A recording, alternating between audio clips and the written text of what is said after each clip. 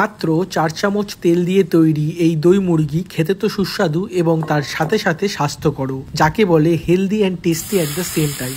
আর তার সাথে যদি থাকে মায়ের হাতের সেঁকা পরোটা, তাহলে তো এই বৃষ্টির রাতে আর কোনো কথাই নেই। রাতের খাবার এর থেকে ভালো আর হয় বলে আমার তো অন্তত মনে হয় না। শুধুমাত্র আজকের বৃষ্টি পড়ছে বলে নয়, এই গরমেও এই রেসিপিটা এক কথায় কিন্তু অসাধারণ। আমি ৪ চামচ তেল দিয়েছি, আপনারা চাইলে ১ ফোঁটা তেল না দিয়েও এই রেসিপিটা করতে পারেন। আমাকে অনেকেই জিজ্ঞেস করে বিনা তেলের একটা হেলদি চিকেনের রেসিপি দেখাতে, তো আজকের রেসিপিটা কিন্তু তাদের জন্য। তো কিছুই না, প্রথমে শুকনো খোলায় আমরা 2টো এলাচ, একটা করে ছোট দারচিনি আর 1 চামচ বড় সাদা মরিচ ভালো করে গরম করে নেবো, নিয়ে ঠান্ডা হতে দেবো। তারপর 4 থেকে 5টা মিডিয়াম সাইজের পেঁয়াজ, সেটাকে পাতলা পাতলা করে স্লাইস করে নেবো 500 মাংসের জন্য। আর 5টা মতো কাঁচা লঙ্কা, সেটাকেও চপ করে নেবো, একদম ফাইন করার দরকার নেই। আর যে মশলাটা আমরা গরম করেছিলাম সেটা ঠান্ডা হওয়ার পর শিলের মাধ্যমে ভালো করে বেটে নেবো। এরপর আরও 5খানা মতো কাঁচা লঙ্কা, সেটাকে ভালো করে থেতে নেওয়ার পর শিলের মাধ্যমে ভালো করে বেটে নেবো। এই কাঁচা লঙ্কা বাটাটা আমাদের পরে লাগবে। তারপর 8 থেকে 10টা মতো রসুন, এখানে রসুনের কোয়াগুলো ছোট ছিল বলে 8-10টা, আর 1 ইঞ্চি আদা, সেটাকে শিলের মাধ্যমে ভালো করে বেটে নেব।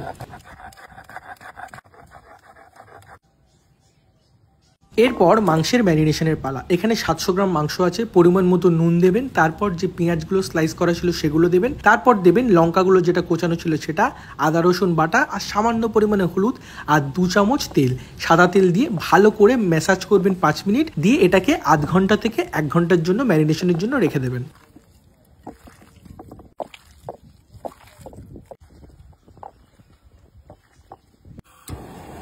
এরপর আগুন জ্বালিয়ে একটা কড়া বা পাত্রের মধ্যে 2 চামচ তেল দেবেন, দেখবেন যাতে কড়া বা পাত্রটা নিচ থেকে মোটা হয়। তারপর ম্যারিনেট করা মাংসটা দেবেন, দিয়ে প্রথম 5 মিনিট মনে করে রাখবেন, প্রথম 5 মিনিট হাই ফ্লেমে মাংসটাকে কষাবেন।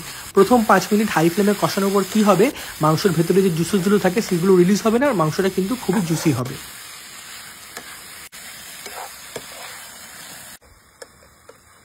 এরপর 5 মিনিট পরে ঢাকা বন্ধ করে দেবেন আর ফ্লেমটা একদম লো করে দেবেন। আর যদি পাত্রটা মোটা না হয় তাহলে আমার মতো চাটু কিংবা তাওয়া ব্যবহার করবেন। তারপর 200 গ্রাম টক দইয়ের মধ্যে যে কাঁচা লঙ্কা বাটাটা ছিল সেটা, আর পরিমাণ মতো চিনি দেবেন। চিনিটা কিন্তু মিষ্টির জন্য নয়, টক দইয়ের যে টক ভাব সেটাকে ব্যালেন্স করবে আর ফ্লেভার্সগুলোকে এক জায়গায় আনবে।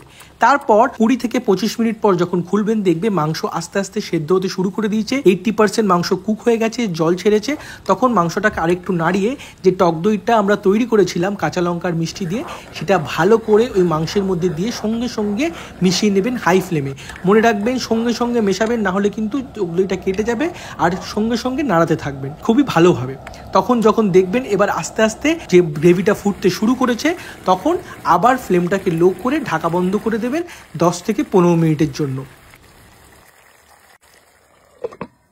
এরপর 10 থেকে 15 মিনিট পর যখন খুলবেন, দেখবেন মাংস পুরোপুরি সেদ্ধ হয়ে গেছে, তেল ছেড়েছে দই থেকে, মাংস থেকে, আর আমাদের দইটাও সম্পূর্ণভাবে কুক হয়ে গেছে। তখন ওপর থেকে যে মশলাটা বানিয়েছিলেন সেটা আর ড্রাই রোস্ট করা কসুরি মেথি হাতের মাধ্যমে ভালো করে ক্রাশ করে দিয়ে উপর থেকে ছড়িয়ে দেবেন।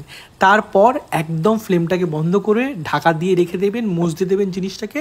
10-15 মিনিট পরে পরিবেশন করবেন গরম গরম দই মুরগি। বিলিভ মি, এই জিনিসটা এতটাই হেলদি আর তার সাথে সাথে এতটাই টেস্টি, আর তার সাথে আমার মায়ের হাতের এরকম সেঁকা পরোটা, নরম তুলতুলে, এক কথায় কিন্তু অসাধারণ। তো আজকের ভিডিও কেমন লাগলো আমাকে অবশ্যই জানাবেন, এবং বাড়িতে এই দই মুরগিটা অবশ্যই বানাবেন। আজকের বৃষ্টির রাতে আমার ডিনার কিন্তু সেট। তাছাড়াও বৃষ্টি না হলে গরমের দিনেও কিন্তু এটা খুবই সুস্বাদু এবং স্বাস্থ্যকর, এক কথায় অসাধারণ। যারা চেষ্টা করেন যে ডায়েট করবেন, তারা বিনা তেলে এই রান্নাটা করতে পারেন। তো টিল দেন, টাটা।